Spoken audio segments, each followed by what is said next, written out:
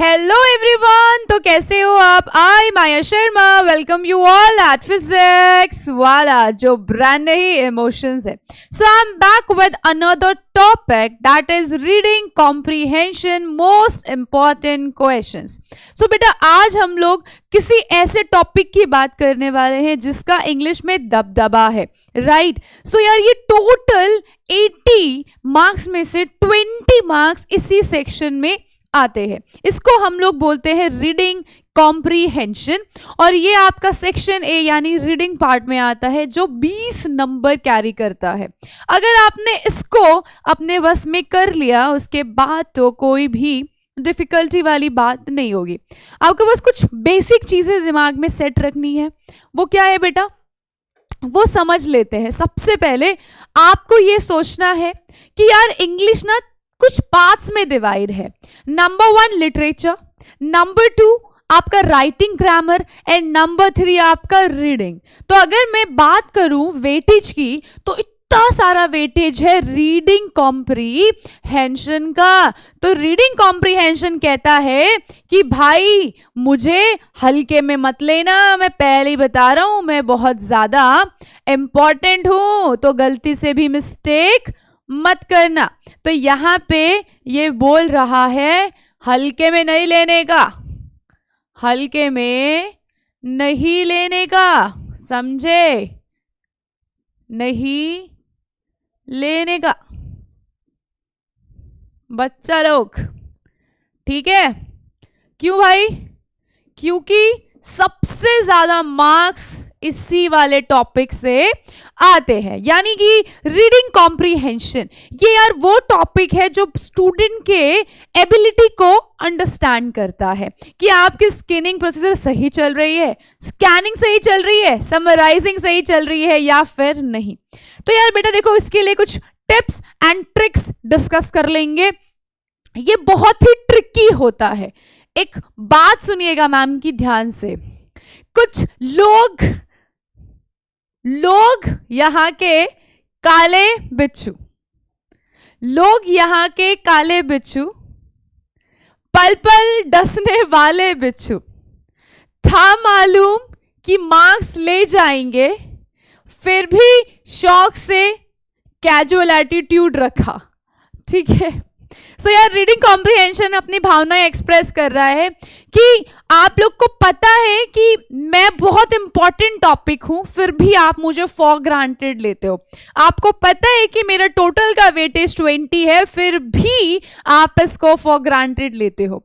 तो आज हम लोग इस लेक्चर में समझेंगे टाइप ऑफ पैसेजेस। आपके जो एग्जाम में आने वाला है बोर्ड्स में, उसमें किस तरह के क्वेश्चंस को एंटरटेन किया जाएगा, आप कैसे प्रिपरेशन करेंगे, उन सभी बातों का ख्याल रखकर आज हम लोग रिवीजन नोट्स के तौर पे देख लेते हैं क्या डिस्कस करने वाले हैं। ये एक तरह से रामबाण सस्ता नुस्खा है, ठीक है? सस्ता नुस्खा है, ध्यान रखिएगा।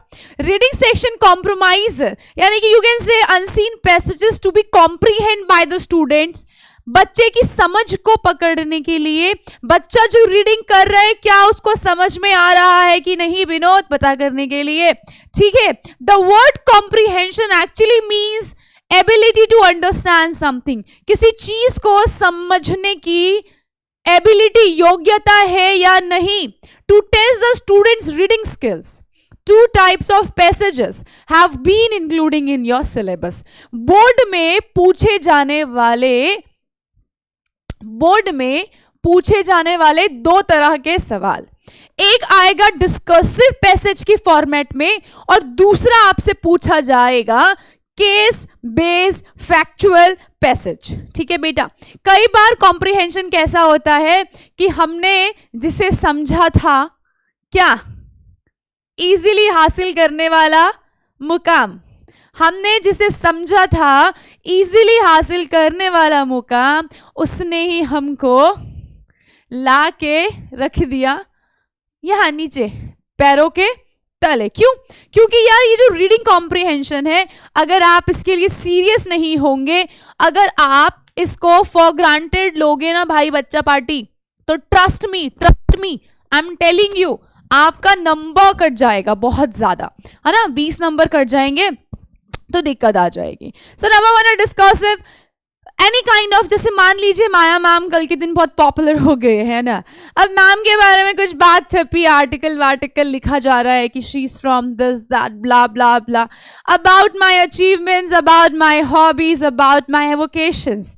करेक्ट है. सो वैसे ही यहाँ पे डिस्कस करेंगे डिस्कर्सिव पैसेज में किसी बड़ी बड़ी हस्तियों के बारे में, किसी बहुत बड़े एपीजे अब्दुल कलाम साहब के बारे में, या फिर बिल गेट्स के बारे में, या फिर स्टीव जॉब्स के बारे में, मोदी जी के बारे में, या फिर कोविड के बारे में, कोई भी ऐसा इंफॉर्मेशन के बारे में डिस्कशन कर लेंगे.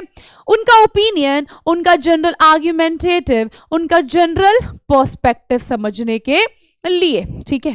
सेकेंड टाइप है केस बेस्ड, जिसमें कुछ फैक्ट्स दिए जाएंगे, कुछ अकाउंटेबिलिटी दी जाएगी और किसी की तो रिपोर्ट्स भी शेयर की जाएगी. बिफोर कोविड पढ़ने वाले बच्चों की समझदारी की मात्रा यहाँ थी, तो आफ्टर कोविड वालों की यहाँ आ गई है, क्योंकि पूरी पढ़ाई कर ली थी ऑनलाइन और क्या नहीं कर पा रहे हैं, अब मगअप नहीं कर पा रहे हैं. ऑनलाइन में सू निकल गया सारा वक्त. अब भाई जब आया पेपर ऑफलाइन देने का तो थोड़ा हेजिटेट हो रहे हैं ना. सो यार डरने की बात नहीं है बिल्कुल भी, आप ऐसे धीरे धीरे चलिए, बिल्कुल मैम की बात ध्यान रखा कीजिए. ठीक है, सब हो जाएगा, सब हो जाएगा. Believe in you, this is a big strength of your life कि बिलीव इन यू. अपने आप पर ट्रस्ट कीजिए, बाकी सारी दुनिया आपकी मुट्ठी में अपने आप आ जाएगी. आप अपने आप को बहादुर बनाइए, आप अपने आप को राजा समझिए, बाकी सारे लोग प्रजा बनने को लाइन में बैठे ही हैं. ठीक है.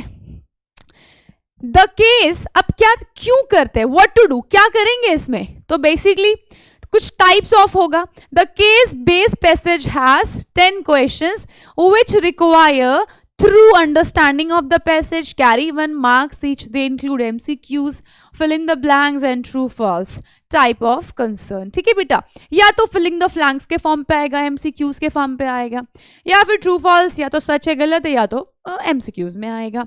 दूसरे की बात कर ली जाए तो 10 तरह के MCQs आएंगे जो इवेल्युएट कर रहे होंगे आपके स्किल्स को, बच्चे के स्किल्स को, कि ये विनोद जो है ये समझ रहा है कि नहीं, जो पैसेज इसे समझाना चाह रहा है, या फिर आपकी वोकैबुलरी पे कैसी कमांड है भाई, ऐसे ही तो नहीं, मतलब हल्के में तो नहीं है, माहौल हल्के में तो नहीं चल रहा है विनोद. ठीक है बेटा. सो ऐसे करके आपको आपके सारे जो भी क्वेश्चंस हैं उन सभी का आंसर बहुत ही इजीली मिल जाएगा. ठीक है. अब यार देखो, इसके लिए ना कुछ ट्रिक्स हैं, वो मैं आपको भी बता दूंगी. उससे पहले how to score maximum marks, सबसे ज्यादा से ज्यादा मार्क्स कैसे हासिल कर लें, यानी 80 में से 60 मार्क्स तो चलो ठीक है, आपको लर्न करना है, रटना है, बट जो रीडिंग कॉम्प्रिहेंशन है उसमें आपको पढ़ना है और बस. आया समझ में? तो बस देखिए, the skill of obtaining maximum marks in comprehension passage can be mastered by consistent practice. Keep doing, keep solving questions, keep reading articles, newspaper पढ़ो, स्पीकिंग ट्री में दिए हुए आर्टिकल्स पढ़ो, नए नए हस्तियों की बायोग्राफी पढ़ो, वहीं से सब कुछ आता है, कुछ बाहर से नहीं आता. ठीक है. मान लीजिए मैंने कहा ऑफलाइन वर्सेस ऑनलाइन एजुकेशन, आप इसके बारे में पढ़िए. मैंने आपको कहा कि इंग्लिश वर्सेस हिंदी, मैंने आपको कहा प्री कोविड आफ्टर कोविड, मैंने आपको कहा work from home versus work from office. ये सारी चीजें आपको इनके बारे में पता होनी चाहिए, तो ही आप जवाब के सही क्वेश्चन दे पाओगे, सारे सही जवाब दे पाओगे. ठीक है. क्या कह रहा है बेसिक मंत्रा, क्या है बेटा? 3S 5RS, 3S 5RS, 3S 5RS, और रीडिंग कॉम्प्रिहेंशन आपकी मुट्ठी में. सबसे पहले स्कीमिंग करो, पैराग्राफ में से इंपॉर्टेंट पार्ट को छाटो. मान लो मम्मा घर में कुछ घी बनाने का प्रोसीजर फॉलो कर रही हैं, मम्मी ने दूध लिया, अब उसको गर्म करने रख दिया. सबसे पहले क्या, मम्मी ने मलाई को स्किम कर ली, अलग निकाल दिया. मम्मी ने कहा इसकी बनेगी भाई घी, बाकी की बनेगी चाय कॉफी. या फिर कोल्ड कॉफी, ठीक है। मम्मी ने स्कैन कर लिया, अरे ये दूध तो गाढ़ा नहीं है, मिलावट वाला है। मम्मी ने कहा चलो इसकी चाय बना लेंगे। स्कैनिंग करी। अब मम्मा ने ओवरऑल कहा ये एक दूध का पैकेट था जो आया 32 रुपीस का, थोड़ा सा बन गया घी, थोड़ा सा कॉफी, चाय, और कुछ बच्चों ने पी लिया। क्या करा मम्मी ने? Skimming, scanning, summarising. मम्मी ने जवाब भी दे दिया कि मदर डेयरी वाला दूध अच्छा है या अमूल वाला। समझ में आ गया? वैसे ही आपको समझना है। पूरे पैराग्राफ में से कुछ इंपॉर्टेंट पॉइंट्स को हाईलाइट कर लेना है, ठीक है। स्कैनिंग यानी कि आप देख लीजिए कोई भी ऐसा शब्द आ रहा है जो आपके डिक्शनरी में नहीं है पर आ सकता है ना, उसको अंडरलाइन कर लीजिए। फिर समराइज करना भी आपको पड़ेगा क्योंकि कई बार टॉपिक का नाम पूछ लिया जाता है, वोकैबुलरी के फॉर्म पे इंटोनिम्स, सिनोनिम्स पूछ लिए जाते हैं and so on. So they should always remember the RS, 5 RS: read, respond, record, recite and review. मैंने आपको 5 मंत्र बता दिए आज मैंने आपको 5 RS बता दिए और 3 S बता दिए। इसके ऊपर काम कर लिया तो 20 नंबर कहीं नहीं जाएंगे। समझ आ रहा है? ओके जी, चलिए, जिसकी मदद से आपके पास बहुत आसानी से 20 आउट ऑफ 20 मार्क्स आ जाएंगे। आ गया समझ में बात? आ गई बात समझ में? चलिए, क्या मंत्र रखेंगे दिमाग में? 3S, 5 RS, 3S, 5 RS, ठीक है। कैसे सॉल्व करना है? How to solve RC, how to solve RC, ठीक है। नंबर वन टिप नंबर 1 दे रहे हैं, ध्यान से रखना है। रीड प्रश्न फर्स्ट, पहले क्वेश्चंस को पढ़िए। Read questions first. क्या समझ में आया बेटा? पहले प्रश्न पे जाइए, प्रश्न के बाद पैसेज को रीड कीजिए। Secondly, read passage thoroughly. Okay जी, क्या करना है? थॉरोली पूरे पैसेज को पढ़ना है। सेकंड के बाद थर्ड, मार्क और हाईलाइट और अंडरलाइन, और it's all up to you, it's all up to you. आपकी जो श्रद्धा है, जो दिमाग में थॉट आ रहा है, उसके हिसाब से हाईलाइट दी की पॉइंट्स। ट्राई कीजिए की पॉइंट्स को ढूंढने की। इट कैन बी एनीथिंग, कोई सेंटेंस हो सकता है, कोई वर्ड हो सकता है, या फिर क्या, हाईलाइट दी की पॉइंट्स, ठीक है। और underline difficult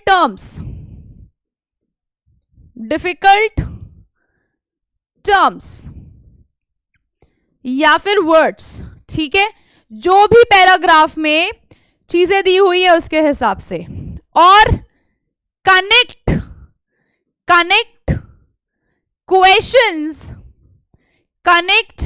questions according to passage. ये मंत्र अगर कर लिया दिमाग में फिट, तो इसके बाद ये आपको नहीं करेगा हिट, ठीक है। ये ज्यादा परेशानी नहीं करेगा, ये आपको हिट नहीं करेगा, यानी आपको तकलीफ नहीं देगा और मार्क्स दिला ही देगा। ओके भाई, आ गया समझ में? Repeat after me. Read questions, पहले क्वेश्चन रीड कीजिए। Second, read passage thoroughly. Okay जी। उसके बाद हाईलाइट की पॉइंट्स, जो भी की पॉइंट्स लगे उसको हाईलाइट कर दीजिए। नंबर 5 क्या है? Sorry, number 4। नंबर 4 क्या है? नंबर 4 है मैम, कोई भी एंटोनिम, सिनोनिम, डिफिकल्ट वर्ड लगे उसको क्या कर दीजिए? उसको अंडरलाइन कर लीजिए अपने अकॉर्डिंगली। अंडरलाइन डिफिकल्ट वर्ड्स या फिर mark it according to your comfort. Then number 5 में क्या करना है, connect questions according to passage. Example के तौर पे समझा देते हैं। एग्जाम्पल के तौर पे देखिएगा सभी बच्चा पार्टी, प्लीज ध्यान से गौर फरमाइएगा, ध्यान से देखना है भाई। ओके भाई, देखिए एग्जाम्पल के तौर पर मैंने कहा suppose that I do have 3 passages. So passage 1, ठीक है, पैसेज 1 हो गया, पैरा 1,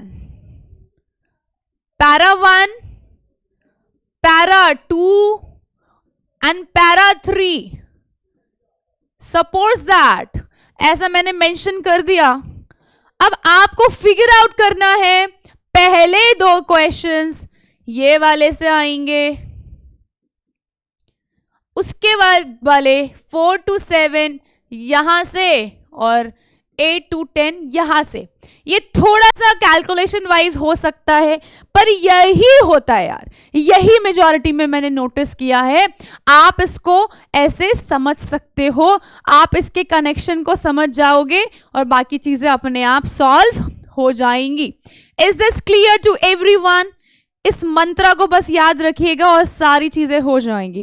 अगर 10 क्वेश्चन है तो ऐसे करेंगे, इसी को अगर ये 5 क्वेश्चन फ्रेम पे है तो आप इसको 1 to 2, 3 to 4 और 5 के क्वेश्चन के पैटर्न में कर सकते हो। अगर 5 क्वेश्चंस है तो ऐसे, 10 क्वेश्चंस है तो ऐसे। क्लियर है? बस इसको ध्यान रख लेना, इस वाले मंत्र को ध्यान रख लेना, बस भाई हो जाएगा काम।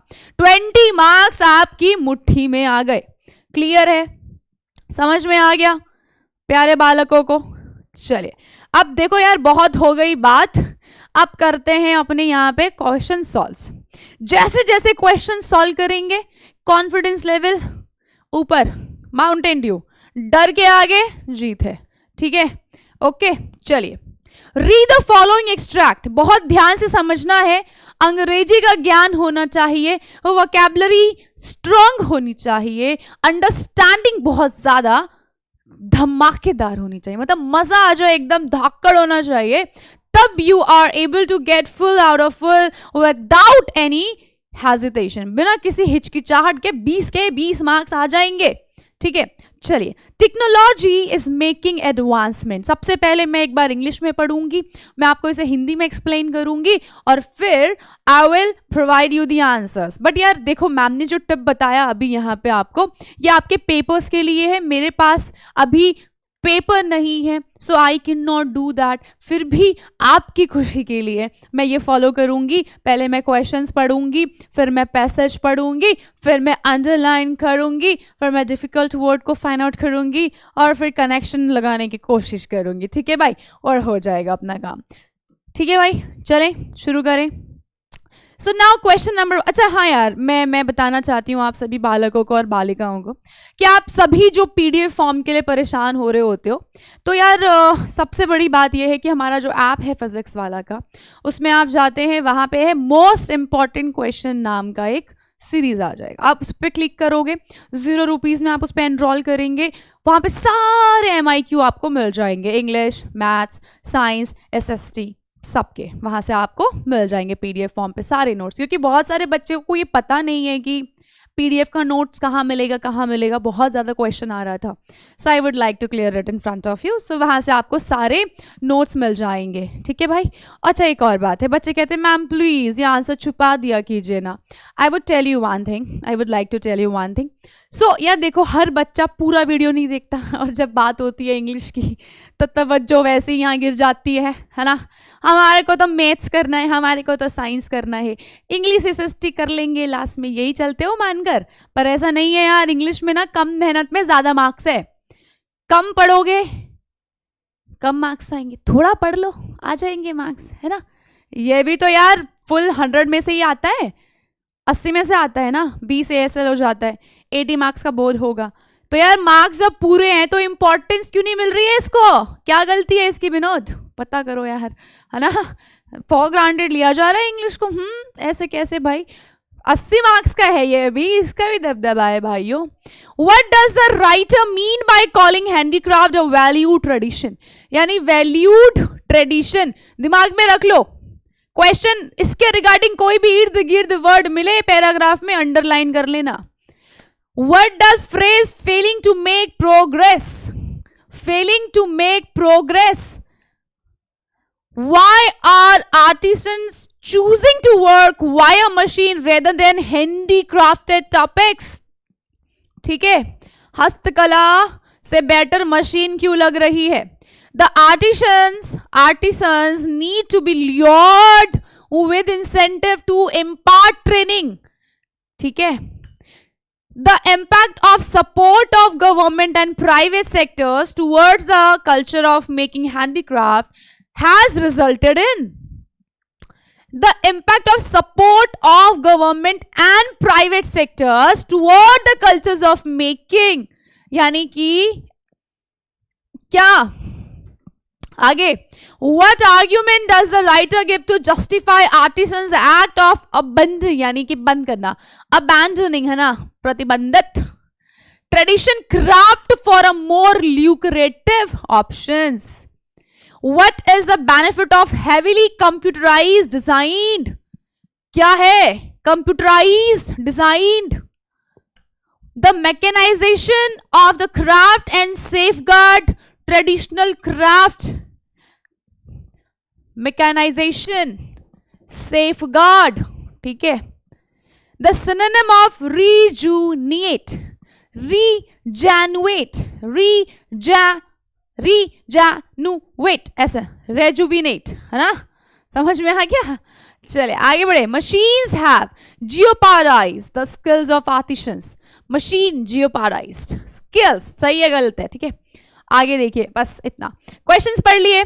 अब चलिए वापस बैक टू स्क्वायर, वापस घर पे चलते हैं. Yes, here we go.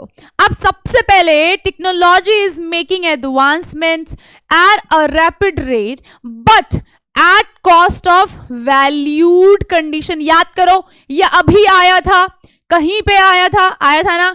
Okay, done. The traditional crafts industry is losing a lot of its trained and skilled craftsmen. यानी कि ट्रेडिशनल क्राफ्ट इंडस्ट्री जो है वो अब ट्रेंड और स्किल्ड क्राफ्टमैन को खो रहा है. विद दैट, उसके साथ ही the art of embellishing brass and copper utensils, यानी कि जो यहाँ पे ब्रॉन्ज है ना, ब्रास, ठीक है, ब्रास और ये कॉपर, तांबा, ठीक है, उसके ऊपर की जो वो एनग्रेविंग होती थी ना कि अरे ये हमारे बर्तन पे हमारा नाम लिख दीजिए ना प्लीज, MS, ये अब थोड़ा कम हो गया है, विलुप्त हो गया है, डिसअपीयरिंग, गायब होता जा रहा है. एनग्रेविंग है ना, क्या किसी के ऊपर नाम लिखना, गुदाई करना, ठीक है, ऐसे कहते हैं ना, एनग्रेव कर दो, इसमें मेरा नाम एनग्रेव कर दो, लिख दो, ठीक है. The government has identified around 35 crafts as languishing craft. ठीक है भाई, ये रहा. The speciality of handcraft item is, सबसे ज्यादा स्पेशल क्या था? डिजाइन थे उसके, एसोसिएशंस था उसका ट्रेडिशन के साथ, और रिलीजन बेस्ड भी था. The word handcrafted does not imply the involvement of dexterous human fingers or an agile mind with a moving spirit anymore. ये एक नया वर्ड मिला मुझे मैम, अजाइल, यानी यहाँ पे अजाइल यानी कि चालाक, क्लेवर, फुर्तीला, चतुर, और डेक्स्टरस यानी कि हैविंग स्किल्स. क्या भाई? हैविंग स्किल्स या फिर शोइंग स्किल्स, कुछ भी लिख सकते हो. शोइंग स्किल्स, अपने टैलेंट को बताना, अपने टैलेंट को, शोइंग स्किल्स, आपके अंदर जो भी टैलेंट है, स्किल्स है, उसको सामने लाना. इतना क्लियर हो गया. आगे चलिए, बहुत डिफिकल्ट लैंग्वेज नहीं लिखी है, इजी बीजी है. Listening drudgeries, increasing productions, promoting efficiency have taken precedence. यार भाई इतने बड़े बड़े शब्द, मैंने इसको कर लिया अंडरलाइन, मैं पढ़ भी रही हूं, मैं अपने पॉइंट्स भी फॉलो कर रही हूं. taking place of handcrafted tools, and this has jeopardized the skills of these artisans. आया समझ में? समझे क्या? Okay. Mechanization has made its way into everything. यानी मशीन के आने की वजह से कहां कहां पहुंच गई है बात. हम खाना बना भी लेंगे, हम खाना खा भी लेंगे, हमें नहीं चाहिए कोई कुक, है ना. ऐसा cutting, polishing, ageing, designing etcetera. Machine के आ जाने के बाद से सभी चीज बड़ी ही आसानी से उपलब्ध हो रही है. बहुत क्विक हो रहा है, टाइम बच रहा है, यानी कि बहुत कम वक्त में बहुत सारी चीजें रेडी हो रही हैं. The use of machinery should be negligible and the handicraft should be made purely by hand with the distinguishable artistic. Distinguishable, जिसको आप इसे एक्सप्लेन नहीं कर सकते. With the exception of small scale industry, the export units are mostly operated by machines. The heavily computerized design contribute to a faster production of lower cost. मान लो मैंने कहा suppose that this is a jacket. This is a jacket. मेरी jacket है ये. अब अगर ये कोई इंसान बनाता, इसमें टाइम जाता भाई लोग, है ना, बहुत टाइम जाता. और इसको बनाने में जितना वक्त लगता, टाइम लगता, वो तो अलग, और इसमें फायदा भी कम है. एक जैकेट बनने में 2 दिन लग रहे हैं, तो मुझे फायदा भी कम होगा. वहीं पे मशीन सेम टाइम पे से 200 टाइम ज्यादा प्रोड्यूस कर रहा है, बना रहा है, मैन्युफैक्चर कर रहा है. कौन सा फायदेमंद है? ऑफ कोर्स मशीन वाला. तो आजकल लोग हर चीज में अपना प्रॉफिट देखते हैं और जहां पे लॉस है वहां से हट जाते हैं. सो यहाँ पे इस पैराग्राफ में यही समझाया गया है, मशीन वर्सेस हैंडक्राफ्टेड का जो कल्चर है, हैंडी क्या हस्तशिल्प, यानी हाथ से बनाए हुए बैग्स, क्लोथ्स, डिजाइन्स, पैटर्न्स. आपने देखा होगा विरासत करके काफी जगह पे एक ऐसा फेयर लगता है, एग्जीबिशन लगता है. वहां पे लोग ना अपने हाथों से बनाई हुई चीजों को महंगी करके बेचते हैं. लोग कहते हैं हाँ लूट रहे हो, पर लोग उनके पीछे लगाई हुई मेहनत को नहीं देखते. यार वो उस चीज के पैसे ले रहे, उसने वक्त स्पेंड किया है, उसने 24 घंटे लगाकर वो बैग बनाया है, तो पैसा क्यों नहीं मांगेगा? Time is money. पैसा जो है, वक्त सबके पास 24 घंटे ही तो है. वो कुछ लोग सो के बताते हैं, कुछ लोग पढ़कर, कुछ लोग पढ़ाकर, कुछ लोग अपनी अपनी चीजें करके. तो यहाँ पे टाइम का वैल्यू बहुत है. क्लियर है? ऐसा समझ में आ गया ना आप लोगों को? आगे चलते हैं. Although mechanization of crafts poses a challenge to safeguard traditional crafts. अगर ऐसा ही चलता रहेगा तो बहुत जल्दी हस्तशिल्प यानी हैंडक्राफ्टेड चीजें हैं वो बंद हो जाएंगी, खत्म हो जाएंगी, छुप जाएंगी. The artisans are lured with incentive in order to impart handicraft training. ये अभी हमने कहीं पे पढ़ा था, इसलिए मैं अंडरलाइन कर रही हूँ. Some makers do see machines as a time saving blessings. ये मैं आपको ऑलरेडी बता चुकी हूँ. Since they are now able to accomplish difficult and demanding tasks with relative ease, these machines might give a better finance, यानी कि machine जो है वो बहुत अच्छा हो सकता है products, but they don't stand out as handcrafted. पर वो कहीं पे भी हैंडक्राफ्टेड के हिसाब से मुकाबले में आगे नहीं आ सकता है. ठीक है बच्चा, क्लियर है? आ रहा है समझ में? आगे चले. Quantity has overtaken quality in this industry. बहुत बड़ी बात बोल दी है. आजकल के लोगों को क्वालिटी से मतलब नहीं है, क्वांटिटी होना चाहिए. ठीक है? क्योंकि मेजॉरिटी में जो I am not going to take name, but कुछ लोग कहते हैं पूरा वार्डरोब भरा हुआ है कपड़ों से. कपड़े ही नहीं है ही नहीं, कपड़े है ही नहीं. क्यों? ये उसकी शादी में पहने थे, ये उसकी शादी में पहने थे, कैसे चलेगा बाप? ठीक है भाई. इसीलिए तो आजकल क्वांटिटी ज्यादा दबदबा रख रही है, क्वालिटी जैसी भी हो, क्वांटिटी भरपूर मात्रा में होनी चाहिए. A need to highlight the importance of the handmade aspect is required by both the government and private sectors in order to amplify awareness and also support the culture of making handicrafts. A few artisans are still trying their best to rejuvenate दोनों बोल सकते हैं, ठीक है. The revive their culture heritage, ठीक है. But it's an unfilled task. Unfilled task एक नया वर्ड लग रहा है. Uphill task, sorry. Competing with the machine made goods. Clear है, समझ में आया क्या? ठीक है, आगे चलिए. ये क्या हुआ? Okay, cool. A multitude of artisans have changed their professions and are encouraging their progeny to follow suit. There are others who have stayed their ground but are clearly inclined towards buying machine. It's all about अगर मैं कुएं में जा रहा हूं, ठीक है बेटा. A multitude of artisans have changed their professions. ये सब हमने पढ़ लिया. Encouraging यानी कि मोटिवेट करना, their progeny to follow suit, ये सब हमने रीड कर लिया है ना. कुछ ऐसा लाइन लग रहा है क्या आपको? तो हमने यहाँ पे ये वाले वर्ड को थोड़ा सा लिख लिया. There are others who stayed there and all. तो ये सारी चीज़ें हमको वापस से पढ़नी है. So they stayed their ground but are clearly inclined towards buying machine. I think ये हमने पढ़ा था क्या अभी यहाँ पे? नहीं, हाँ ठीक है. So after that, nearly 2 decades ago, यानी 2 decades, एक decades में कितना होता है? 10 years.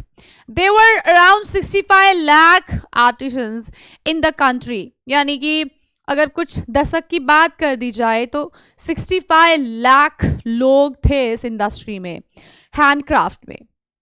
3 years ago, 3 साल पहले, when the government started the process of granting a unique number to the artisan based on Aadhaar card, सिर्फ 25 लाख ही बचे.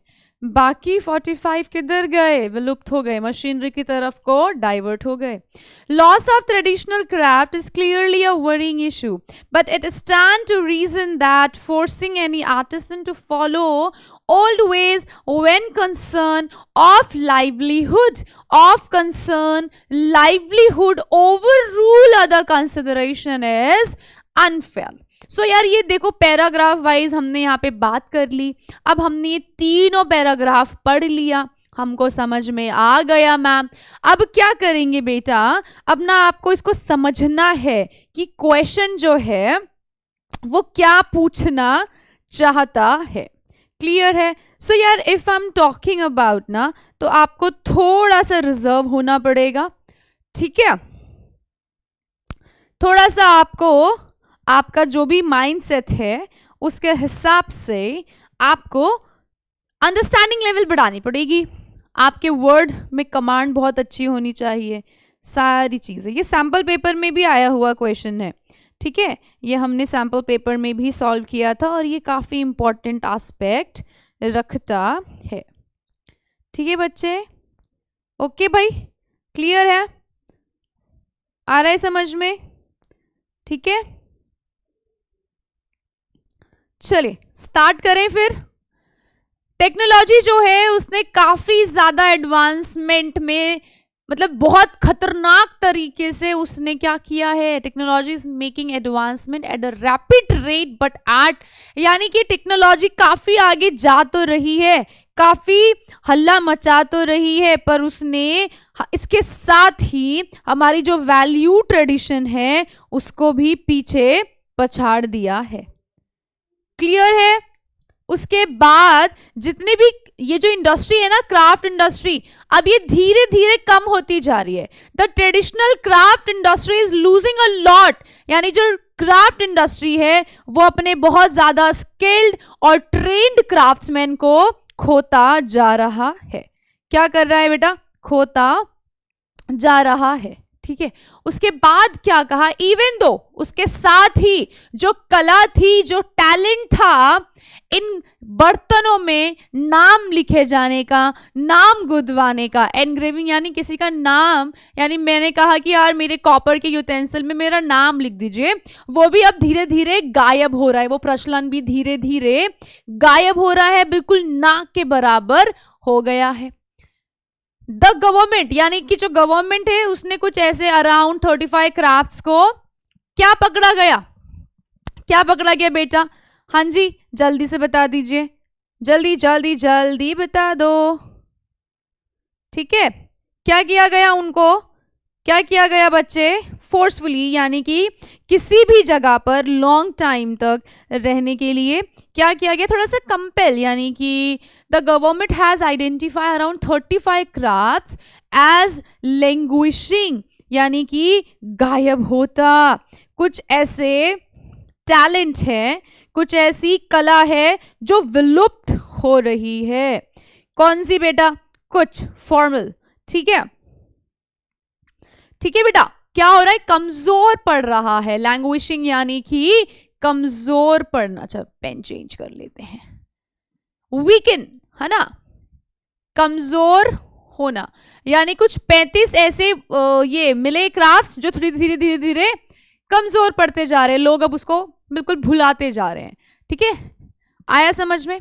वर्ड मीनिंग बहुत ज्यादा इंपॉर्टेंट है। द स्पेशलिटी ऑफ हैंडक्राफ्ट, यार जो बात थी ना हस्तकला यानी हस्तशिल्प की, अब वो क्या थी? उसके डिजाइन्स में उसका एसोसिएशन, उसके ट्रेडिशन को बरकरार रखने के लिए, मेंटेन रखने के लिए, और बेसिकली सीधा रिलेशन था रिलीजन के ऊपर, रिलीजन से।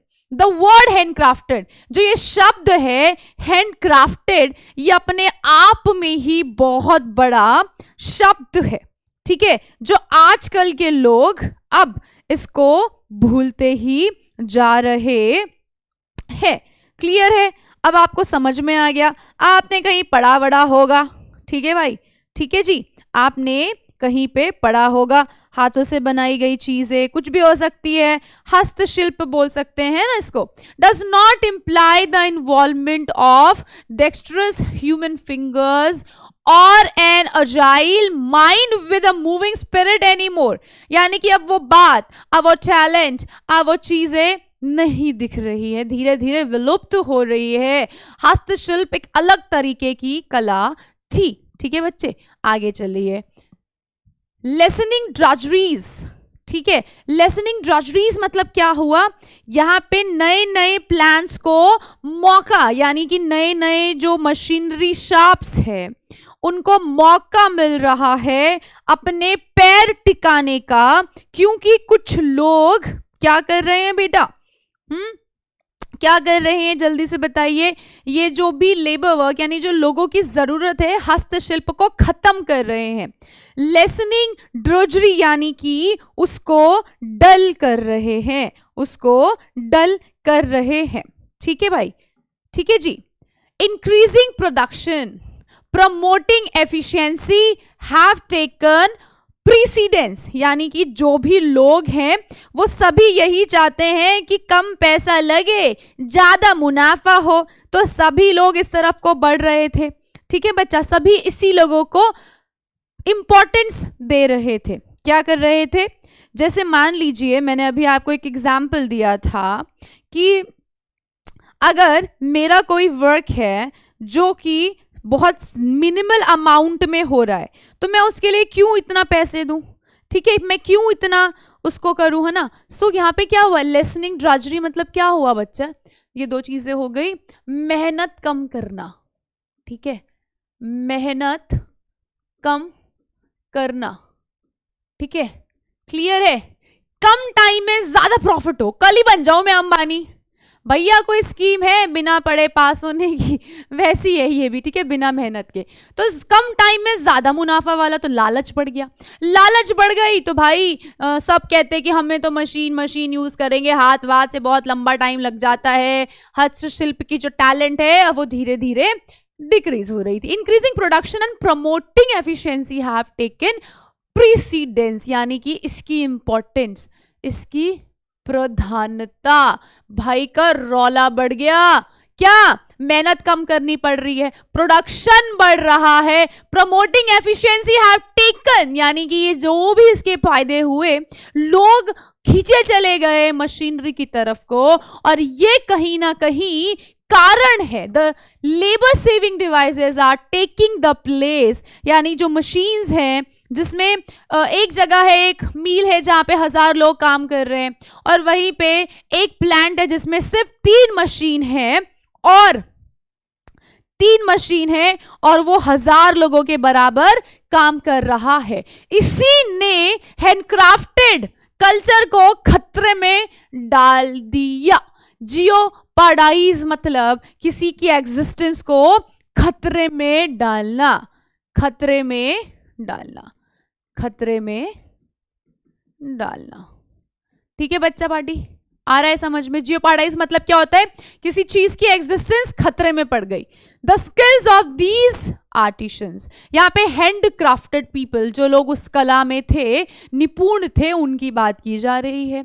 Mechanisation has made its way into everything, यानी कि मशीनरी के आने के बाद उसने अपने हर तरफ पैर पसारे, चाहे पॉलिशिंग हो, कटिंग हो, एजिंग हो, डिजाइनिंग हो, हर चीज में। Ideally the use of machinery should be negligible and the handicraft should be made purely by hand. So the use of machinery, तो क्या कह रहे हैं कि मशीनरी का इस्तेमाल जो है नेग्लिजिबल होना चाहिए, बिल्कुल ना के बराबर, और हैंडीक्राफ्ट को तवज्जो मिलनी चाहिए, तवज्जो मिलनी चाहिए। क्लियर है? डिस्टिंग्विशेबल आर्टिस्टिक अपील, और जो हस्तशिल्प का काम करते हैं उनको उनके काम के लिए उनको सराहना मिलनी चाहिए यार, उनको अलग ही रखना चाहिए। हमको 2 अलग लोगों को साथ में नहीं मिला देना चाहिए, जैसे आग और पानी दोनों विपरीत काम करते हैं। ठीक है, जो आग है वो पानी से कंट्रोल होती है, पर जो पानी है वो आग से। समझ रहे हो आप? सपोज करो कोई पेपर है, अगर वो गीला है उसमें आग नहीं लगेगी। आ रहा है समझ में ना? तो ये एक कॉम्बिनेशन है, इसको मानना है। सो ऐसा कहा गया कि मशीनरी वाली चीजों को और जो हमारे आर्टिस्टिक हैं उसको अलग ही रखा जाए, डिफरेंशिएटेड ही रखा जाए। However, with the exception of small scale industry, the export units are mostly operated by machines. कुछ छोटे मोटी इंडस्ट्रीज, यानी कि कुछ छोटी मोटी इंडस्ट्रीज को छोड़कर जो स्मॉल स्केल पे वर्क करते हैं, जो अफोर्ड नहीं कर सकते मशीन्स, उनके अलावा बाकी सारे जो लोग हैं वो मशीन को ही प्रिफर करते हैं। द हैवीली कंप्यूटराइज्ड डिजाइन, यानी कंप्यूटर से बनाया गया design, contribute to a faster production at lower cost. मैंने अभी आपको बताया एग्जाम्पल के तौर पे, मैंने कहा अगर मैं अगर पेन, चलो एक एग्जाम्पल देती हूँ, मैंने अपने हैंड नोट रिटर्न दिए, टाइम लगा, वक्त लगा, मैंने किया, कॉपी किया, लिखा लिखा लिखा। अब कोई बच्चा कह रहा है कि मुझे नोट्स बनाने हैं, अगर बच्चा उसको वापस लिखने बैठेगा, वापस उसका टाइम जाएगा, वापस उसको पढ़ेगा, टाइम बहुत चला गया। पर वही उसने फोटो कॉपी करवा ली, फोटो क्लिक कर ली, पढ़ लिया, टाइम बचा। यही काम हुआ यहाँ पे भी कि खुद से नोट्स बना के लिख लिख के बच्चा कह रहा है टाइम वेस्ट हो रहा है, मैं पढ़ूंगा कब, लिखता रहूंगा। तो वैसे ही यहाँ पे कह रहा है, मशीन कह रहा है कि जब मैं हूं तो आप हाथ से काम क्यों कर रहे हो, मैं हूं ना मशीन, आप छोड़ दीजिए, आप मेरे पे डिपेंडेंट हो जाइए। ऐसा क्लियर है? समझ में आ गया बेटा ये लॉजिक? इसी वजह से, यानी लोअर कॉस्ट, कम पैसे में ज्यादा मुनाफा भी हो रहा है। Although इसके अलावा जो mechanisation of crafts poses a challenge to safeguarding tradition craft, यानी कि मैकेनाइजेशन के वजह से जो ट्रेडिशन क्राफ्ट है उस पर भी खतरा डगमगा रहा है। Morally the artisans are lured with incentives in order to impart handicraft training. Some makers do see machine as a time-saving blessings since they are now able to accomplish difficult and demanding tasks with relative ease. यानी कि पहले जिस काम में वो मन लगाकर बहुत ज्यादा, मतलब 24 घंटे में तुमको ये बैग तैयार करना है, ठीक है, कोई बहुत ही ब्यूटीफुल सा, ठीक है, समझ में आ रहा है बच्चे? क्लियर है? हाँ जी, है ना। तो आज वहीं पे वो क्या, उस सभी की जगह किसने ले ली है, मशीन ने। तो किसी क्राफ्ट पर्सन ने कहा, क्राफ्ट्समैन ने कहा कि मैं इसको 2 दिन में बना दूंगा, आप जाइए। मशीन कह रहा है मैं तो 10 मिनट में बना दूंगा। तो लोग उस तरफ को ज्यादा भाग रहे हैं, और जो रियल आर्टिस्टिक हैं, जो रियल आर्टिसंस हैं, वो भी मशीनरी को ज्यादा तवज्जो दे रहे हैं। टाइम बच रहा है, पैसा बच रहा है ना, टाइम बच रहा है, टाइम इज मनी। ओके, जहां वो 2 घंटे में एक पेपर बना रहा है, वहीं पे मशीन उसका 2 घंटे में 200 पेपर बना रहा है। समझ रहे हैं आप। तो बस ऐसे they are now able to accomplish difficult and demanding task with relative ease. अब वो जो डिफिकल्ट टास्क थे, डिफिकल्ट टाइम्स मतलब लगा करता था, वो बड़ा ही आसान हो गया है। ईज, बहुत ही ईजी, सरल तरीके से। These machines might give a better finance. ये मशीन भले ही आपको बहुत बारीकी का काम, बहुत एकदम सुपर डुपर हिट प्रिंट दे दे, पर ये वो बात नहीं जो आप हैंडक्राफ्ट में मिला करेगी, पाया करेगी। आजकल के लोगों ने क्वालिटी पे ध्यान देना बंद करके क्वांटिटी पे ध्यान देना चालू कर दिया है। A need to highlight the importance of handmade aspect is required by both। यानी इस खोते हुए मुद्दे पर क्राफ्ट्समैन कम होते जा रहे हैं, यानी कि हैंडीक्राफ्ट चीज़ें बंद होती जा रही हैं, लोग उसके बारे में एकदम अवेयरनेस खोते जा रहे हैं। इस पे हमें गवर्नमेंट और हमारे प्राइवेट सेक्टर को भी ध्यान देना पड़ेगा in order to amplify awareness and also support the culture of making handicrafts. उनको ये समझना पड़ेगा मशीन का मशीन से काम हो रहा है, और जो अपने हैंडीक्राफ्ट है उनका एक अलग अंदाज है, उनका एक अलग टैलेंट है। वो दोनों को मिक्स नहीं करना चाहिए। जिस तरह से मशीन यानी कि मशीन मेड चीज़ें वैल्यूएबल हैं, वैसी ही हैंडक्राफ्टेड चीज़ों को भी इम्पोर्टेंस देनी चाहिए, समझानी चाहिए। Few artisans are still trying their best। अभी भी कुछ लोग लगे हुए हैं इस मेहनत में कि अभी भी हैंडीक्राफ्ट चीज़ें चल जाए, बरकरार रहे वो कल्चर। अभी भी वो उसको हील करने की कोशिश कर रहे हैं, अभी भी वो उसको उठाने की कोशिश कर रहे हैं। कॉम्पीटिंग, अभी भी वो लड़ रहे हैं अपनी एग्जिस्टेंस के लिए, और वो ये समझाना चाहते हैं कि हैंडमेड और मशीन मेड में क्या डिफरेंसेस होते हैं। A multitude of artisans have changed their professionals and are encouraging their progeny to follow suit। अब यार घर की ज़रूरतें इतनी ज़्यादा हो गई कि उनको भी ये समझ में आया कि जो काम मुझे मशीन में बहुत कम वक्त में लग रहा है, वो यहाँ पे बहुत जल्दी हो रहा है। तो यार उन लोगों की भी मजबूरी है ना, उन लोगों की भी मतलब यू कैन से दैट मजबूरी है। अब उनको लाइफस्टाइल जीना है या उनकी चीज़ें मगअप करनी है, तो बेचारे वो भी क्या करें यार, वो भी बाकियों की तरह मशीन की तरफ को बढ़ रहे हैं। वो भी अपने हाथ के काम को ज़्यादा टाइम लग रहा है, टाइम टेकन है, पैसा नहीं आ रहा है, प्रॉफिट नहीं बन रहा है, ऐसे करके। एक एनालिसिस के हिसाब से 2 decades ago यानी 20 साल पहले की बात की जाए अगर, देयर वर अराउंड 65 lakhs यानी कि 65 लाख आर्टिसंस थे इस कंट्री में। पर अभी हाल फिलहाल 3 साल पहले जो एक सर्वे आया आधार कार्ड के हिसाब से, हमने जो चीजें देखी उसमें सिर्फ 25 लाख ही रह गए हैं क्राफ्ट्समैन। ठीक है, loss of tradition crafts is clearly a worrying issue. ये बहुत ही गंभीर समस्या है कि जो अपने आर्टिसंस हैं अब वो अपने हैंडीक्राफ्ट के चीज़ों को भुलाकर मशीनरी की तरफ को बढ़ चले हैं। It stand to reason forcing any artisan to follow old ways when concern of livelihood overrule other consideration is unfair। So ये था भाई अपना टेक्नोलॉजी वर्सेस हैंडीक्राफ्ट का passage. On the basis of your understanding of the above passage, answer the questions। चले अब मैं यहाँ पे एकदम खड़ी हो जाती हूँ ताकि आप आंसर ना देख पाए। What does the writer mean by calling handicraft value tradition? यानी कि it showcase talents associated with artisans lifestyle। It represent our rich artistic culture। It is very costly। यानी कि ये 2 चीजें हैं यार, ये 2 चीजें हैं। क्या क्या चीजें हैं देखो, it showcase talents associated with artisans lifestyle। It represents our rich artistic culture। It is very costly, both A and B। तो यस यार, जो भी एक आर्टिशन है उसका कला निकल कर आ रहा है, जो कलाकार है उसकी कलाकार, ठीक है, जो कलाकार है वो किस लेवल तक अपनी क्रिएटिविटी को दिखा सकता है और वो इससे अपने कल्चर को emphasise, it represents our rich artistic culture. So आपका राइट आंसर क्या हो जाएगा बेटा? Both A and B. What does the phrase falling to make progress, failing to make progress means? To make progress, languishing, succeeding, none of above। यानी कि चले गए छोड़कर, कमजोर हो गए, वो प्रॉफिट ही नहीं बना पा रहे थे, यानी कि क्या मतलब क्या है? फेलिंग टू मेक प्रोग्रेस यानी कि वो सफल नहीं हो पाए और वो अपना वो जो 35 तरह का जो क्राफ्ट था वो लोग एकदम गायब टाइप्स ऑफ। लैंग्वेजिंग यानी कि क्या होना? गायब, डिसअपियर टाइप ऑफ, खत्म, यानी कमजोर पड़ना, वीक पड़ना, ठीक है, कमजोर पड़ना।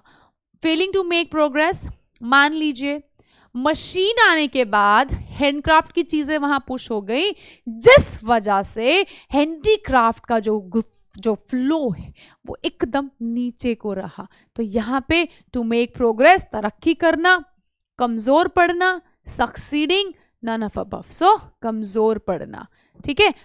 Fehling to make progress means कमजोर पड़ना, यानी कुछ ऐसे क्राफ्ट्स थे जो हालात, सिचुएशन, परिस्थितियों में पड़कर कमजोर पड़ गए, फिबल हो गए और उनका वो जो भी था वो finish. Why are artisans choosing to work via machine rather than handicraft? क्यों? Because it saves labour, because the artisans are lazy, because it's increased production and efficiency, so because it saves labor, minimal labor में हो रहा है, पढ़ता ना lessening, drudgery, तो क्या हुआ इसका आंसर? ये वाला, ठीक है, मिनिमल, मिनाइल लेबर कर रहा है ना, मिनियल यानी कि ये हमको ज्यादा दिहाड़ी नहीं देनी पड़ेगी, मिनियल लेबर कर रहा है भाई। सो एक तो ये मुद्दा हो गया। दूसरा, because the artistic are lazy, नहीं यार ऐसा नहीं है, because the increase production, yes, क्योंकि, तो आपका राइट आंसर क्या हो जाएगा? डी वाला, ठीक है बेटा, क्लियर है? चले आगे देखिएगा। The artisan need to be lured with incentive to impart training. They run the risk of losing their tradition livelihood to them. यानी कि हमको उनके लिए कुछ बहुत अच्छा सोचना चाहिए। ल्योर्ड मतलब क्या होता है? हाँ, ल्योर्ड मतलब क्या होता है पहले आपको ये समझना पड़ेगा। सो ल्योर्ड का मतलब होता है किसी तरीके का एप्रिसिएशन। हमको जब तक कोई एप्रिसिएशन नहीं मिलेगा तब तक मैं पढ़ाई क्यों करूँगा? मैं बहुत अच्छा पढ़ाऊँगा तो मेरा आगे जाऊँगा। तो हमें the artisan need to be lured with incentive, हमें उन काम को बरकरार रखने के लिए कुछ ना कुछ मुहिम चलानी चाहिए। हमें उनको थोड़ा सा ऐसे ब्राइब, यानी कि अगर आप ये चीज़ें करेंगे तो हम आपको बहुत ही सारी चीज़ें ऑफर करेंगे। क्या करेंगे? आपको हम पैसा देंगे, आपको हम अप्रिशिएट करेंगे, आपके इस टैलेंट की सराहना करेंगे। Appreciation should be there, lured, हम उनको कुछ मोटिवेशन टर्म पे कुछ ना कुछ देते रहें, तो ऐसे हमारा जो ये थिंग है ये खत्म नहीं होगा।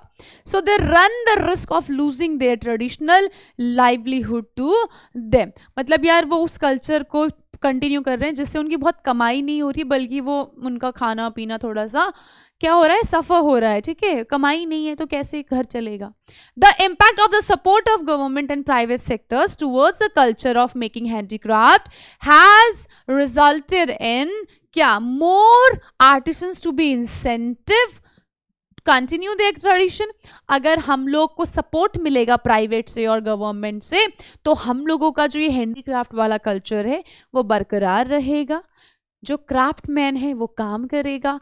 सबका मेन मोटिव क्या होता है? पैसा, घर चलेगा, खाना, घर, रोटी, देखो रोटी, कपड़ा, मकान, ये 3 चीज मिल जाए बस, और क्या बखान, है ना। Creation of awareness and public support.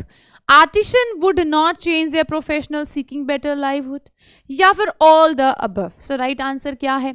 अगर सरकार और पब्लिक सपोर्ट करेगा तो वो भी अपनी ज़िंदगी अच्छे से बसर कर पाएंगे और वो भी अच्छी कमाई कर पाएंगे, उनकी फैमिली चल पाएगी और उनको ये वाला जो भी वर्क कल्चर है ये छोड़कर मशीन की तरफ नहीं जाना पड़ेगा। So more artisan to be to continue their tradition. उनको इसके लिए प्रॉफिट मिलना चाहिए, एप्रिसिएशन मिलना चाहिए, इस वजह से। ठीक है, सपोर्ट के बाद आगे देखिए, what argument does the writer give to justify the Artisans Act of abandoning his her traditional craft for a more lucrative option? इसमें से वो कौन सा अट्रैक्टिव रास्ता है जो यहाँ पे दिया हुआ है? बिकॉज यार आर्टिशन जो है वो तब भी, यानी कि that artisans can not be expected to continue profession is it not profitable, the continuation is very difficult, the loss is persevering, यानी कंटिन्यू बहुत लॉस हो रहा है। सो राइट आंसर क्या है बेटा? The artisans can not be expected to continue the profession if it's not profitable. अगर मुझे मेरे काम से कोई कमाई नहीं हो रही है, अब मैं इतना मेहनत करके एक बैग बना रही हूँ, मैं कोई डिज़ाइन बना रही हूँ, मैं स्केचिंग कर रही हूँ, और कोई कह रहा है कि हम तुमसे क्यों लें, हम तो वो मशीन वाले से लेंगे, हम नहीं लेंगे तुमसे, तो वो क्यों करेगा? अगर किसी चीज़ में मुनाफा, अभी सपोज कीजिए अगर आपको मेरी ये वीडियो देख के कोई फ़ायदा नहीं होगा तो आप ये वीडियो देखेंगे क्या? क्योंकि इंसान ना चीज़ों को दो ही पल्ले में तौलता है, मुनाफा घाटा। बस जहाँ फ़ायदा दिखता है वहाँ चला जाता है, जहाँ नुकसान दिखता है वहाँ से पीछे हट जाता है, यही तो है ना? Simple. So this is all. आगे देखिए, what is the benefit of heavily computerised design? क्या बेनिफिट हुआ? सबसे इजी है, फास्टर प्रोडक्शन हो जाएगा, द प्रोडक्शन बहुत लोअर कॉस्ट पे होगा और डिजाइन्स आर आउटडेटेड। तो इनमें से कौन सा ऑप्शन सही लग रहा है? मुझे लग रहा है हमने ये दोनों पॉइंट्स पढ़े थे, तो आपका राइट आंसर क्या हो जाएगा? A and B. मशीनरी यानी कंप्यूटराइज्ड डिज़ाइन के हेल्प से हमारा प्रोडक्शन जो है वो बढ़ जाएगा और बहुत ही कम लागत पे, तो आपका राइट आंसर हो जाएगा ये। The mechanisation of craft and safeguard traditionals craft. So ऐसा गलत है, वो उनको सेफ नहीं कर रहा है बल्कि उनको बर्बाद कर रहा है। सो राइट आंसर क्या हो जाएगा? फॉल्स। क्योंकि मैकेनाइजेशन से हमारे ट्रेडिशनल क्राफ्ट का गुल क्या सिट्टी बिट्टी गुल हो गया है। The mechanisation of craft and safeguard traditional craft, यानी कि यू कैन से दैट कि इस चीज़ ने इस चीज़ को हथिया लिया, यानी कि मशीनरी भारी पड़ गई लेबर पे। ठीक है भाई, ओके भाई, ठीक है, लेबर पे ये ज़्यादा हैवी पड़ गया इसके ऊपर, इसने इसको सप्रेस कर दिया। सो राइट आंसर क्या हो जाएगा? फॉल्स। मशीनरी के आने की वजह से जो ट्रेडिशनल क्राफ्ट है वो ऑलमोस्ट गायब हो गए। The synonym of rejuvenate, rejuvenate है ना, rejuvenate, vigor, culture, revitalize और art। vigor अलग वर्ड हो जाएगा, culture अलग वर्ड हो जाएगा। कल्चर मतलब तो आपको पता ही है, ट्रेडिशन होता है। revitalize या फिर आर्ट, कला, ये सारे वर्ड्स आपको दिए हैं। अब आप फटाफट से मुझे इसका आंसर बता दीजिए। क्या है भाई इसका आंसर? है, जल्दी बता दीजिए। यस प्लीज बताओ क्या होता है इसका मतलब? rejuvenate, ये इसका सिलेबल है। rejuvenate है ना, एकदम रिफ्रेश रहना, ओ वाओ। विगर नहीं, कल्चर नहीं, रिविटलाइज यस है ना, कहते हैं ना रिवाइटल खा लो, एकदम एनर्जेटिक हो जाओ, रिफ्रेश्ड हो जाओ, वापस जी उठो यार, मैं तो कहीं जा रहा हूँ, किसके लिए? रिजेवनेट होने, एकदम फ्रेश होने, है ना। सो विगोर क्या हो जाएगा? यू कैन से एनर्जी, और ये वाला मीनिंग गलत हो जाएगा। विगोर यानी किसी टाइप ऑफ एनर्जी, पॉजिटिव शक्ति, स्ट्रेंथ। कल्चर आपको पता है, तो आंसर क्या हो जाएगा? रिविटलाइज यानी कि रिफ्रेश। ठीक है बच्चे, जब हम लोग पढ़ पढ़ के बोर हो जाते हैं तो हम लोग रिजुविनेट करते हैं, है ना, करते नहीं करते? कितने बच्चे करते हैं? जल्दी से फटाफट से चैट बॉक्स में बता दो। हाँ जी बेटा जल्दी बता दो, ठीक है भाई। सो फीलिंग फ्रेश और ज्यादा स्ट्रांग होना। So right answer is C. Machines have jeopardise the skills of artisans. सही है गलत है? मशीन जो है उसने आर्टिशन के स्किल्स को खतरे में डाल दिया है। जियोपार्डाइज खतरे में डालना, बिल्कुल सत्य वचन है मैम, सही कह रहे हैं आप। ये मशीन भैया ने ओवरटेक कर लिया किसके ऊपर? आर्टिशंस के ऊपर, आर्टिशंस के ऊपर, ठीक है जी, ओवरडू कर लिया जियोपार्डाइज, यानी कि आर्टिशन की एग्जिस्टेंस खतरे में आ गई। क्लियर है? आई होप इतना आप सभी को सब क्लियर है। चले अब आगे, पहला पैराग्राफ फिनिश हो गया है। अच्छा, अब यहाँ पे आप एनालाइज कर लीजिएगा, मैं वो वाला पॉइंट भी करके यहाँ पे आपको बता देती हूँ। एक तो ये थोड़ा सा इसमें वक्त लग जाता है बेटा, वीडियो थोड़ी लंबी हो गई है मेरे ख्याल से, हाँ 1 घंटा हो गया है। चलिए एक और डिस्कस कर लेंगे बस। देखिए ये रहा लास्ट क्वेश्चन, कहाँ से पूछा गया है? ये वाले पैराग्राफ से पूछा गया है, ये वाले पैराग्राफ से पूछा गया है, ठीक है। आप वो देख लीजिएगा, कर लीजिएगा। चले अब सेकंड वाला करते हैं, सेकंड 2 करते हैं, चले कोई बात नहीं। Okay, read the following extract, answer the questions, complete that follow. In most societies that have glimmer of civilization, a person accused of wrongdoing is given at least nominal chance of proving his innocence. The Romans had a highly sophisticated, comprehensive system of courts, and the members of their legal profession were all educated. But the Saxons who followed them to rule Britain used rougher methods. From about 6th century AD to the 11th, the majority of the trials were in the form of cruel physical torture. Carrying a piece of red-hot iron, stepping barefoot and blindfold across a floor covered with red-hot coal, or sometimes by a gentler method of oath swearing. My God. आगे देखिए, the accused was ordered to bring the Saxon authorities. A police officer or a priest could be persuaded to swear or oath, or still a number of person who would say that the accused was good character and thus innocent. The number of persons who swore depends on the crime. A noble, a landlord, or a priest counted for up to half a dozen ordinary peasants. As almost everyone lived in a small villages where almost everyone knew everyone else, very few would risk telling a lie on oath. The people were mostly religious. The truth were generally told. In the accused could not produce enough oath helpers, he was found guilty and punished. In the 11th century, the Normans introduced trial by battle in certain cases. The accused and the accuser fought with special weapons until one was dead or surrendered. It was believed that God would know the guilty and give the innocent the power to win. यानी card नहीं है, ये God है ना, God. Okay, the whole idea became ridiculous when both the parties were allowed to hire champions who would fight on their behalf. It seemed likely whoever could pay the more for a stronger professional fighter stood a good chance of winning and being judged innocent.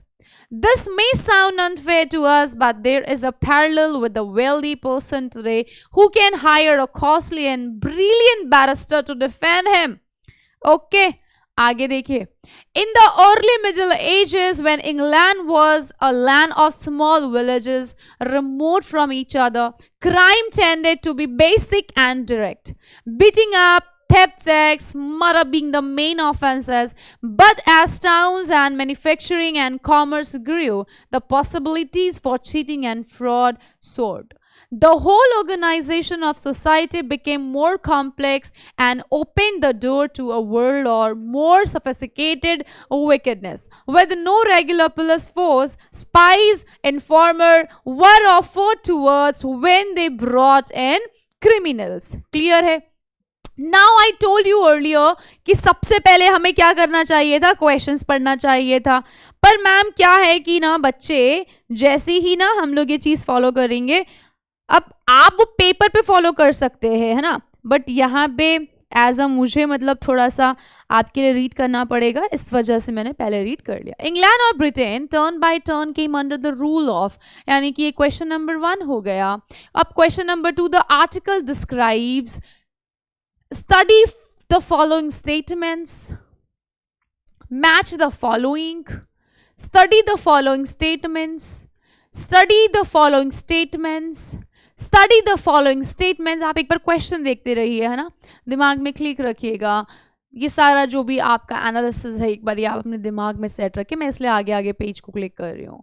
ठीक है, clear हो गया, समझ में आया? अब जल्दी से इसको रीड कर लेते हैं। क्या कर लेते हैं बेटा? रीड कर लेते हैं। ठीक है, अब सबसे पहला क्या पैटर्न है? सबसे, in the most society that have glimmer of civilisation, a person accused of wrongdoing is given at least a nominal chance of proving his innocence। यानी कि बहुत ज़्यादा जगह, यानी कि have any glimmer of civilization, a person, अगर कोई बंदा जो कुछ गलत वलत कर रहा है तो एटलीस्ट उसे एक चांस तो दिया जाए अपने आप को इनोसेंट प्रूफ करने के लिए। The Romans had a highly sophisticated, sophisticated बहुत ही सज्जन तरीका, बहुत ही प्यार आराम से, बहुत ही इनोसेंट वे में। The Romans had a highly sophisticated comprehensive system of courts and the members of their legal profession well were educated. But मतलब रोमन्स का जो भी कल्चर था वो तो बड़ा ही अच्छा था, पर जब बात की जाए किनकी? सेक्शंस की, है ना, सेक्शंस की, वो लोग क्या करते थे? वो लोग करते थे, but the sections who followed them to rule Britain use rougher method। यानी रोमन्स की तो बात कर ली तो वो लोग तो बड़े ही सज्जन तरीके से अपनी चीज़ों को मैनेज करते थे, लीगल प्रोफेशन एवरीथिंग, दे वर सो एजुकेटेड, दे वर सो कॉम्प्रिहेंसिव, दे वर सो एजुकेटेड, उनके जो सारे डॉक्स थे वो सब भी काफ़ी अच्छे थे। जो सेक्शंस थे, यानी कि आप ये कह सकते हो a member of people that inhabited of part central northern Germany from Roman times, many of whom conquered and settled in much of southern England. ठीक है बच्चा, तो ये हो जाएगा आपका word a people, okay, who are living around central and northern Germany. ठीक है, रोमन टाइम्स की बात है। उनका जो तरीका था वो बड़ा ही गंदा तरीका था। फ्रॉम अबाउट 6th सेंचुरी, अगर मैं 6th सेंचुरी एडी की बात करूं, टू द 11th यानी 11 तक, the majority of trials were in form of cruel physical torture, यानी कि बहुत ही गंदे तरीके से रवैया रखा गया।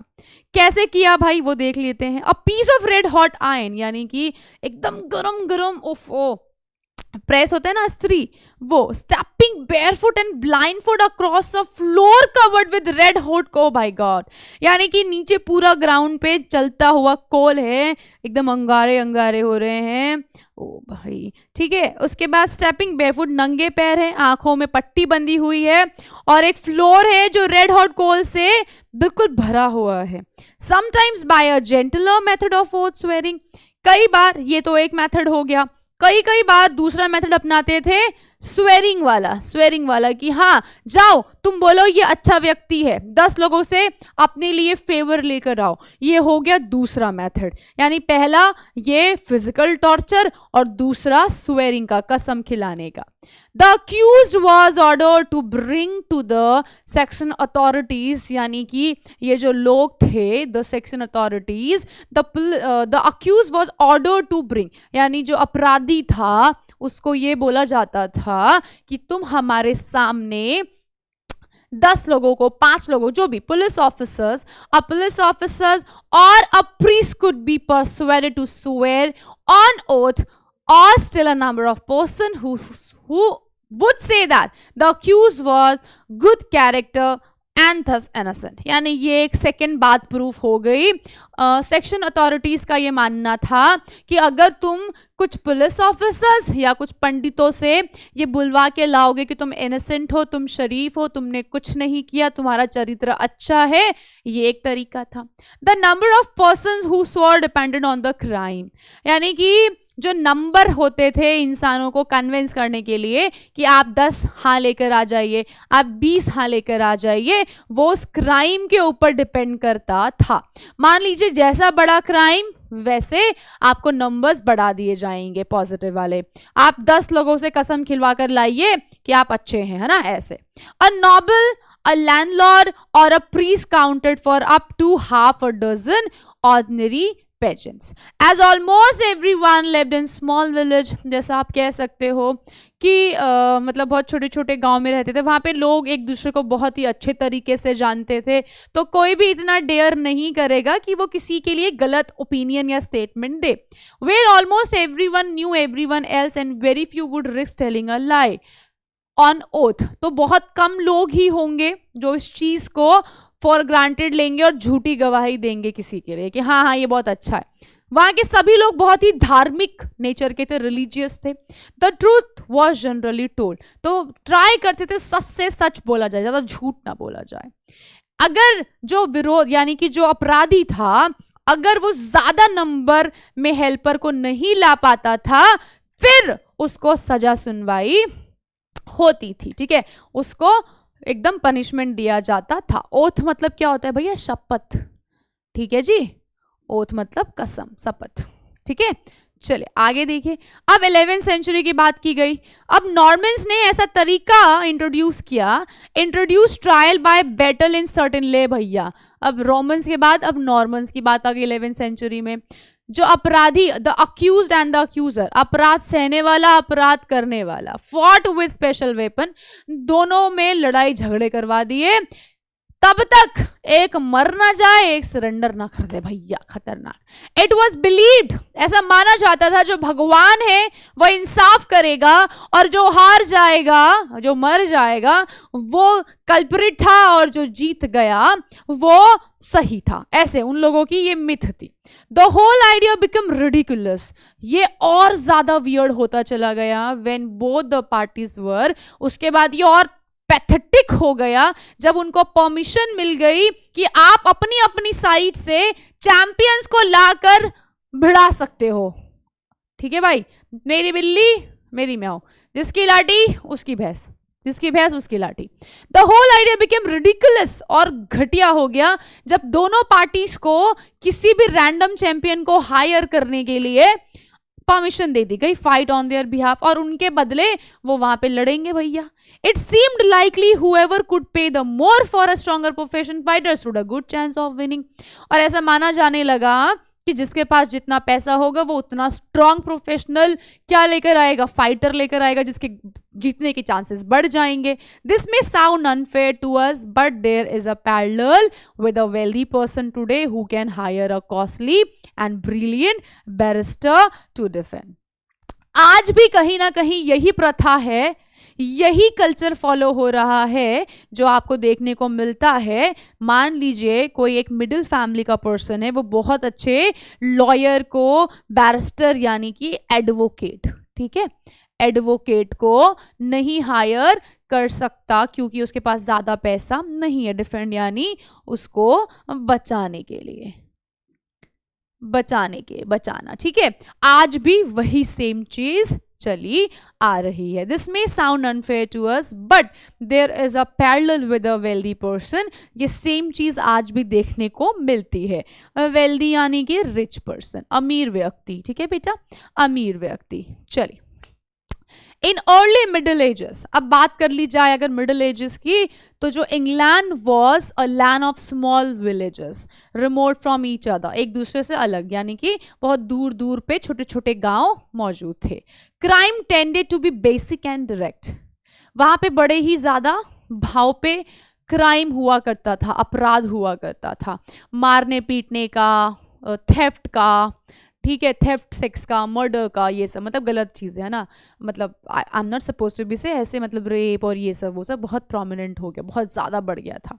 But as towns and manufacturing and commerce grew, जैसे जैसे वो टाउन में बदला, चीज़ें इम्प्रूव्ड हुई, चीज़ें बढ़ी कॉमर्शियली, जो चीटिंग करने की तो प्रवृत्ति थी, यानी कि जो चीटिंग करना, ये गलत चीज़ों में इन्वॉल्वमेंट रखना, ये धीरे धीरे क्या हुआ, क्या हुआ बच्चा, फ्रॉड सोड, ये और उतनी ज्यादा से और बढ़ गया। The possibility of cheating and fraud सोड, यानी कि बहुत तेजी से बढ़ना, बहुत तेजी से बढ़ना। सोड मतलब किसी चीज का इंक्रीजिंग, ठीक है।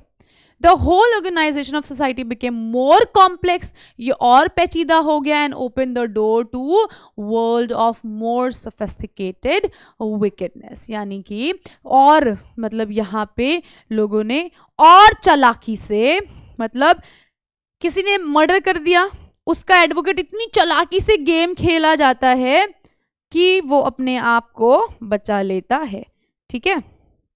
ओके बच्चा, तो वो बुरावे को और ज्यादा बढ़ावा देता है कि दुनिया में और चालाकी से किया जाने वाला जो क्राइम है वो बढ़ गया, ठीक है। विक्ट यानी कि और ज्यादा बुरा, bad, bitter.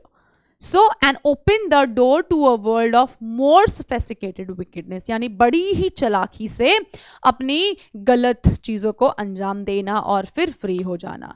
With no regular police forces, spies, informer were offered reward when they brought in criminals, है ना। और ऐसा कुछ भी नहीं था कि जो हमारे पुलिस फोर्स थे, स्पाइस थे, इन्फॉर्मर्स थे, वर offered rewards when they brought in criminal, उनको कोई एप्रिसिएशन नहीं दिया जाता था, ठीक है। आया समझ में आप लोगों को।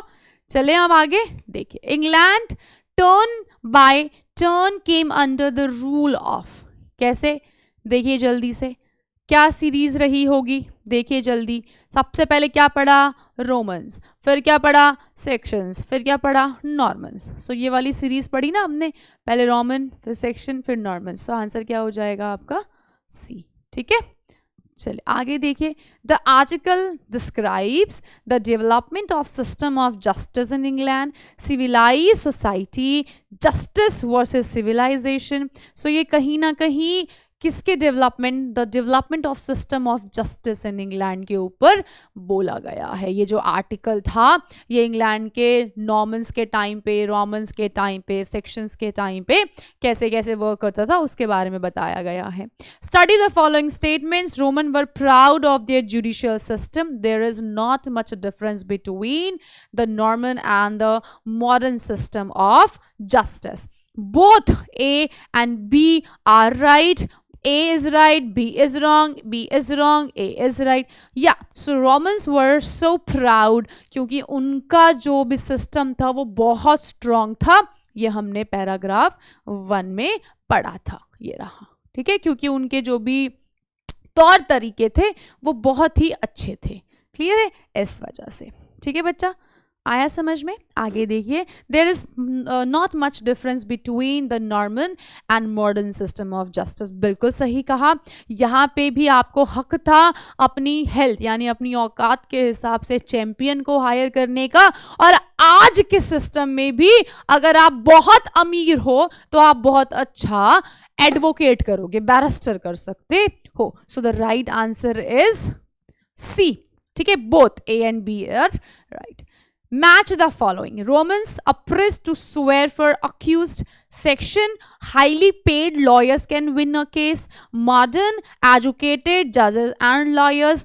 Normans, the winner in a battle declared innocent. Romans लोग कैसे थे?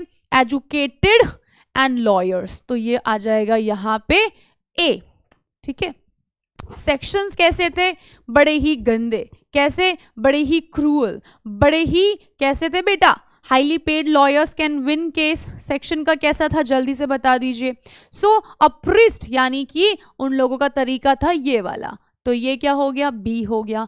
Highly paid lawyers can win, तो ये हो गया अपना सी मॉडर्न, और नॉर्मन्स वाला जो बचा होगा वो हो जाएगा the winner in a battle declared. So A का थर्ड, ए का थर्ड हो गया, ए का थर्ड, ए थर्ड, ठीक है। Third, A third, okay. C second, C second, B first, B first and D का डी, तो आपका ये राइट आंसर हो जाएगा, ठीक है भाई। चल आगे देख लीजिए। In a trial by battle money played a main role. God help the innocent win the battle. Which one is right? A, in a trial by battle money played a main role. बिल्कुल सही. जिसके पास जितना पैसा, जिसके पास जितना रुपया, वो उतना ज्यादा जल्दी जीतेगा. ठीक है, हैवी एकदम चैंपियन हायर करके. God help the innocent win the battle, बिल्कुल भी गलत बात है, ऐसा कुछ भी नहीं था. वो आपस में लड़ भिड़ रहे थे. दोनों सही है, दोनों गलत है, दोनों गलत है, दोनों सही है. सो आंसर क्या हो जाएगा? ए तो राइट हुआ पर बी गलत हो गया. ठीक है, बी गलत हो गया. Study the following statements. Section system of trial was nobler than that of Romans. गलत. Section system had two aspects, rough and noble. The rich section could hire champions to argue their case. Even an innocent person would be held guilty as enough people did not swear for him. बिल्कुल. So which of following is correct? So पहला सही है? No. पहला गलत है. System यानी कि जो section system had two aspects, एक रफ और एक नॉबल. यानी कि एक वो तरीका था जिसमें उन्होंने वो फिजिकल क्रूएल्टी, सेकंड तरीका था वो स्वेयर वाला. तो ये सही हुआ है ना, बी वाला. The rich sections could hire champions to argue their case. नहीं, इसमें ये वाला सिस्टम ही नहीं था, वो तो एक अलग नॉर्मेंस वाला अलग था. ठीक है. Even an innocent person would be held guilty. Yes, अगर कोई उसके खिलाफ, मतलब अगर कोई उसके फेवर में ही नहीं है, तो एक सही बचा हुआ व्यक्ति भी पनिशमेंट झेलेगा. तो the right answer is D. ठीक है, आगे चलिए. Study the following statement. Earlier England compromise small villages each with a small population. Crimes like cheating and fraud were rare. तो ये तो गलत हो गया, बहुत बढ़ गया था. ठीक है. So A is an assertion and B is the response. So A you can say that ये क्या है? B is an assertion and A is the response. Both A and B are unrelated assertions. Both A and B are responses to some other assertions. So क्या हुआ? Crime like cheating and fraud were rare. तो ये इसका response है. ठीक है. So earlier England compromise, ये सही है, ये assertion है और ये एक तरह का क्या है बच्चा? Response है. So A is an assertion and B is the response. Clear है? चलें आगे. इसका आंसर क्या मिल जाएगा आपको? ए इसका राइट आंसर हो जाएगा. ठीक है, बाकी गलत है. Okay. The rich have always enjoyed an advantage in the judicial beneficiary, है ना. They were physically strong, so would win the trial by fighting. They could hire the strongest champion. They can hire the best lawyers. They were mostly religious and innocent people. So right answer क्या हो जाएगा कि they could hire the strongest champion. ठीक है, strongest champion. या same हो गया modern में कि क्या कह सकते हो? The rich have always enjoyed an advantage in the judicial system because they could hire the strongest champion and they can hire the best lawyers. ये दो ही चीजें थी. तो आपका राइट आंसर क्या हो जाएगा मेरे ख्याल से? बी वाला, बी एंड सी, है ना. ठीक है, आगे चलिए. In the quest for justice, the guilty often went unpunished. For 700 years from the 6th century, trial was mostly rough. Swearing value of a priest was equal to a dozen ordinary peasant. हाँ, ये सही है. Use of champions in a trial by battle finds are equivalent in modern time. ये वाला भी statement मेरे को सही दिख रहा है. ऐसा मतलब सो क्या करना है, इसमें से कौन सा सेंटेंस सही है? So if I am talking about B and C, यानी कि जो 7 in the quest for justice, the guilty often went unpunished. ये वाला तो मुझे नहीं सही लग रहा है. For 700 years from the 6th century trial was mostly rough. बिल्कुल सही बात है, बहुत ज़्यादा कोर्स, यानी कि वो उसको वो जलते हुए कोयले के ऊपर ऐसे चलाना वाला, है ना. सो बी एंड सी क्या हो जाएगा? राइट हो जाएगा, मतलब करेक्ट है. Which of the following statements are correct? So आपका आंसर हो जाएगा B, B and C. Okay. Any glimmering of civilisation का मतलब क्या है? Glimmering in the expression has been used, यानी कि यहाँ पे जो ग्लिमरिंग वर्ड है वो यूज किया गया है. तो किस कॉन्टेक्स्ट में यूज किया गया है वो एक बार आप देख लीजिएगा. ठीक है, चकाचौंध, है ना. So you can say that कि मतलब कंफ्यूजिंग कह सकते हैं, या फिर झिलमिलाहट कह सकते हैं, अनस्टेबल कह सकते हैं, यू कैन से दैट किसी चीज़ को ऐसे इंडिकेट करना भी कह सकते हैं, है ना। सो अब आपको आंसर देखना है। एनी ग्लिमरिंग ऑफ सिविलाइजेशन, एक छोटी सी झलक सिविलाइजेशन, यानी कि अगर आपने ये जो फिज़िक्स है ना, ऐसी चीज़ें हैं, यानी हिस्ट्री है, ये सारी जो चीज़ें हैं किसी चीज़ के डेवलपमेंट में, किसी संस्कृत सभ्यता लाइफ के उसमें, तो एक छोटी सी किरण, एक छोटी सी hope. So glimmering in the above expression has been metaphor. So glimmering का क्या तात्पर्य है यहाँ पे? एनी ग्लिमरिंग ऑफ सिविलाइजेशन, यानी एक नॉर्मल बेसिक लाइफ स्टाइल को लीड करने के लिए छोटी सी आशा, छोटी सी होप, ग्लिमरिंग चमचमाहट, होप, उम्मीद, आशा, किरण, इतनी सी आशा मार्क्स लाने की, है ना वो। A slight suggestion, a great hope, some fear, little confidence. So a great hope यानी इतनी सी होप है, आशा, ठीक है बेटा, hope, enlightenment. So this is your answer. I hope इतना आप कर लेंगे। अगला एक टॉपिक है, बहुत कर लेंगे, ठीक है। चलिए, आई होप ये 2 क्वेश्चंस, वैसे तो ये MIQ था बट इतना लॉन्ग हो जाएगा डिस्कशन करना, तो फिर आप लोग देखते नहीं हैं। सो बेस्ट विशेस, तो मैंने आपको 2 बेस्ट मेथडोलॉजी बता दिया है कि कैसे आपको रीडिंग कॉम्प्रीहेंशन को फॉलो करना है, और सब आपकी मुट्ठी में, ठीक है। सो कुछ कर दिखाइए ऐसा कि दुनिया बोले मुझे तो यही बनना है। Okay guys, bye bye, take care, see you in the next video. Practice के लिए मैंने कुछ क्वेश्चंस दिए हैं, आप सॉल्व कर लीजिएगा। Okay, bye bye, take care.